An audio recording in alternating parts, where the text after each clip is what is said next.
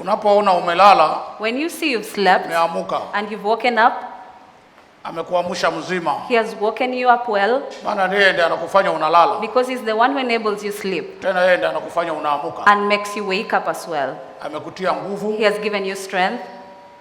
Akakuleta. And brought you kanisani.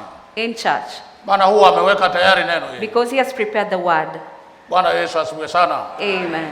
Kwa sababu kuokoka, because salvation si miaka, is not the years. Tunaokoka kila siku. We are saved every day. Kila siku. Every day. Maana wokovu, because salvation, ni siku ile umepata neno lako. It's the day you've got your word. La kukufaa. To enable you. Wokovu unaingia. Then salvation comes upon you. Ndio maana, that's why tunakuja kila siku. We come every day. Kanisani. To church. Kwa sababu hatuna mji udumuo hapa duniani. Because we don't have an everlasting. Tunaongoja ule ujao. We are waiting for the one. Bwana Yesu asifiwe sana. Amen. Mimi wakati nilipookoka, when I got saved, nikiwa na wiki mbili. About 2 weeks. Wiki mbili. 2 weeks. Bwana Yesu asifiwe sana. Amen.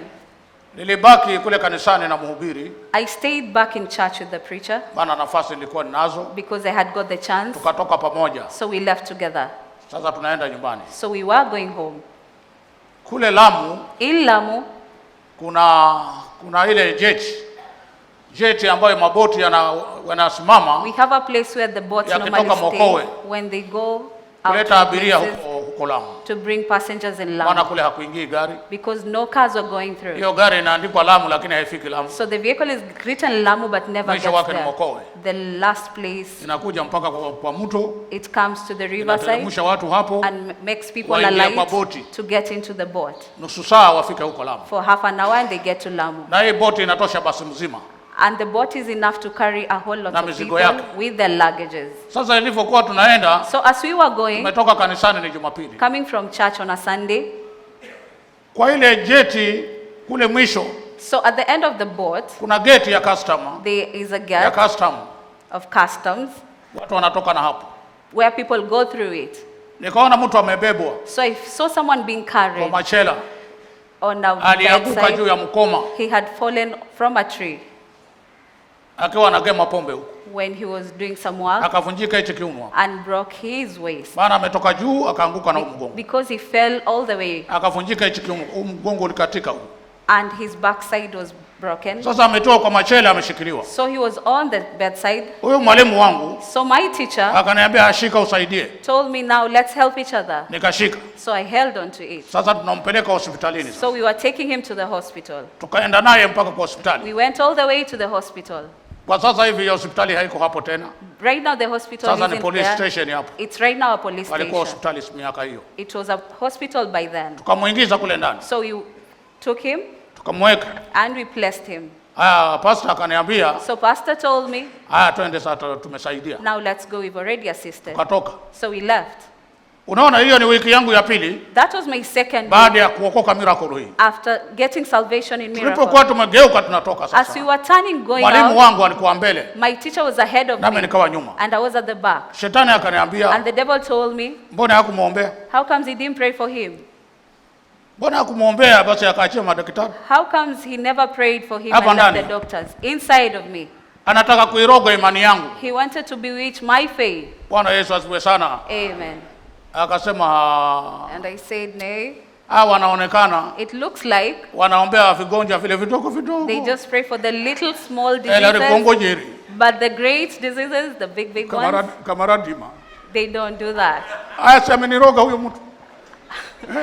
Hasn't the person bewitched me? Ni mgeni mwenyewe. And I was still a visitor. Na wiki mbili. Just 2 weeks old. Tangu niokoke. Since I got salvation. Akaniambia huyo shetani. And the devil told me. Wanaonekana. It looks like. Wanaombea vigonjwa vile vidogo vidogo. They just pray for the petty diseases. Aligonjwa kweli kweli. But the great diseases. Hawaliwezi.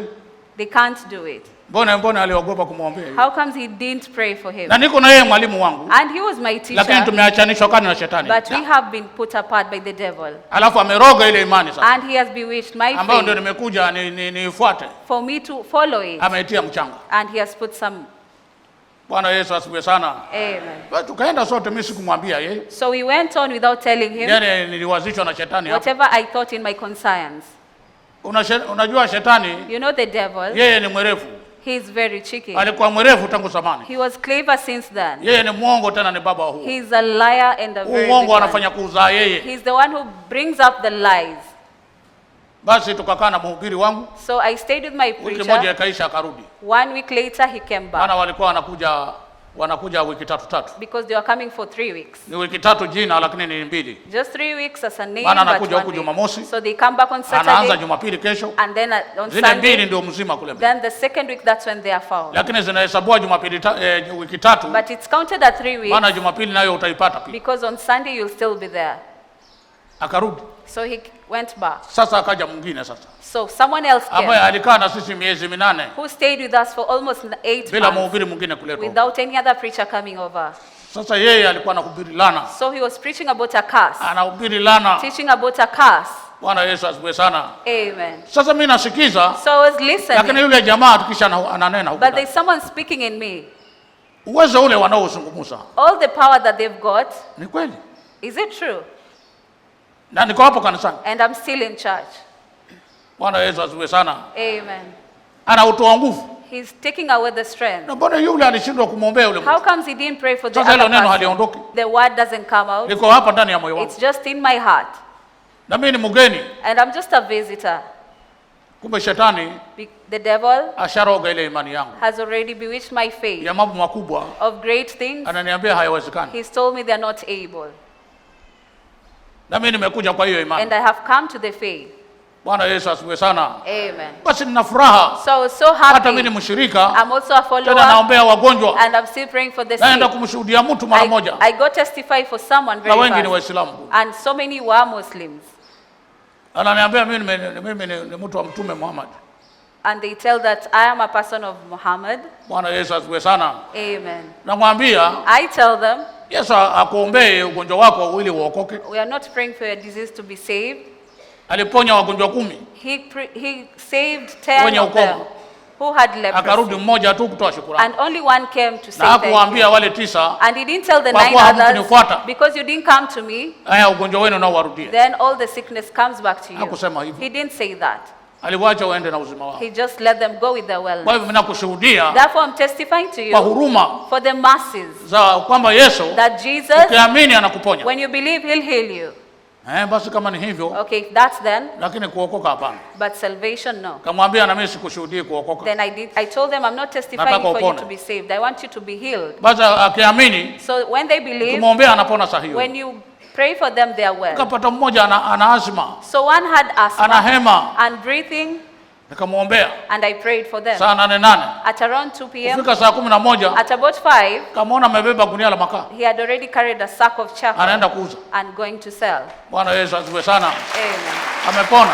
He was healed. Lakini nina mtu hapa. But I have someone in me. Ananipa maswali. Telling me, having me question. Ananipa maswali. And making me ask questions. Unaweza kuona umeingiwa na shaka. You can be. Na wewe hujui maana yake. And you don't know the meaning. Kumbe kuna kitu. There is something. Kiliingia ndani yako. Is in you. Bwana Yesu asifiwe sana. Amen. Hata ukataka kununua gari. And you want to buy a car. Maana mpaka useme. You have to say. Utanunua gari. You'll buy it. Mpaka useme kwanza. It's until you say it. Bwana Yesu asifiwe sana. Amen. Kuna kitu kinachoanza. There is something that begins. Udhaifu.